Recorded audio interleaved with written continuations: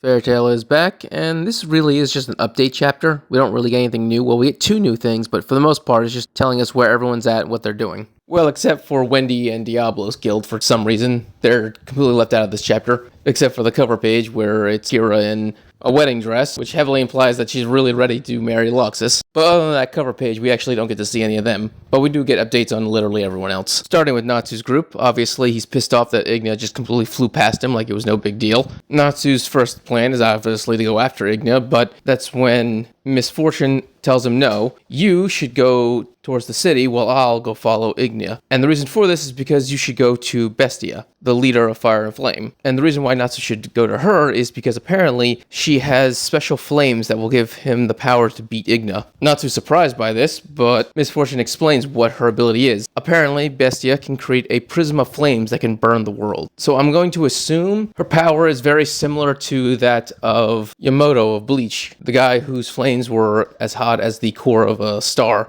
and could burn anything. Two things, that wouldn't be surprising because we've already met characters whose flames are as hot as the surface of the sun. This includes Natsu. And two, if her flames really are as hot as the core of the sun, then yeah, 100%. With this, if Natsu does consume her flames, then he would definitely have the power to take on Igna. He would definitely evolve into something as powerful as a dragon god and be able to take on his brother. As for where Bestia is, she's currently in an alternate dimension, most likely of her own creation, where everything is reversed. So the ground, the trees, and the mountains are in the sky, and the sky is on the ground. And Ferris is able to sense what kind of magic she just used to teleport the two of them, and apparently it's a mixture of teleportation magic, spatial magic, and a hint of darkness magic. Being able to control multiple elements is extremely rare in Fairy Tail. You could probably count the number of wizards that can do that in one hand. You got Zareth, August, Irene, God Serena, and now Bestia. I would say Mavis and Makarov, but they really primarily focus on one type of magic. They don't use multiple at once. We then get an update of all the fights that are going on with the Horatio Sace and Urza. Nothing's changed, still going as it is. And then we go back to Lucy, who is currently informing Meraphomia about what's happening, the humans being turned into dragons. He points out this is probably Darbagon's doing because him and Igna were close friends, which heavily implies that maybe Darbagon did resurrect and that was the individual that Igna is going after. He's going to go see if his friend really did come back to life. Obviously, Lucy, now that she's done here, she has to go to the others, keep destroying more lacrimas. And so Meraphomia, as a parting gift, hands her a key with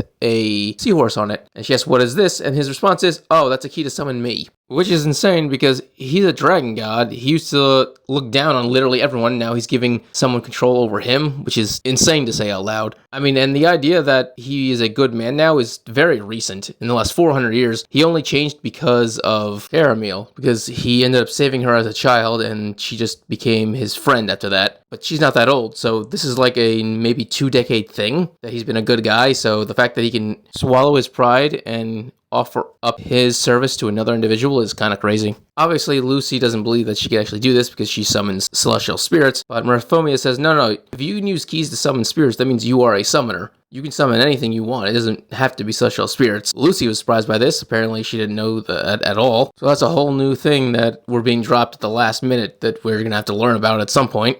And then the last thing we see is Gray fighting Vernus. Obviously, he doesn't have Dragon Slayer magic, so he can't do any damage to the thing. And at a certain point, I guess Vernus gets bored with the fight and transforms into his human form. And his human form is just an Egyptian, basically. He looks like an Egyptian pharaoh. Gray continues to try to talk to him, try to calm him down, but once again, he's gone mad because of the lacrima, which has also disappeared, so it probably was shrunk by Vernus, because originally it was on his back, at least when he was in his dragon form. Now that he's in his human form, it just seems to disappear altogether. So it's either still there and shrunk, or it's in his pocket or whatever, I don't know. But the point is, Gray's main focus is trying to destroy the lacrima, which he can't do without Dragon Slayer magic, or do what Lucy did, which is to smack it with a dragon. Either way, Gray is probably in the worst spot right now, because he literally cannot do anything without Dragon Slayer magic. Without a doubt, he's the one in the biggest bind at the moment because he literally can't do anything. But anyway, that's the end of the chapter. If you enjoyed this video, subscribe, give it a thumbs up so you can enjoy more Fairy Tail and other my things. Thank you and have a great day.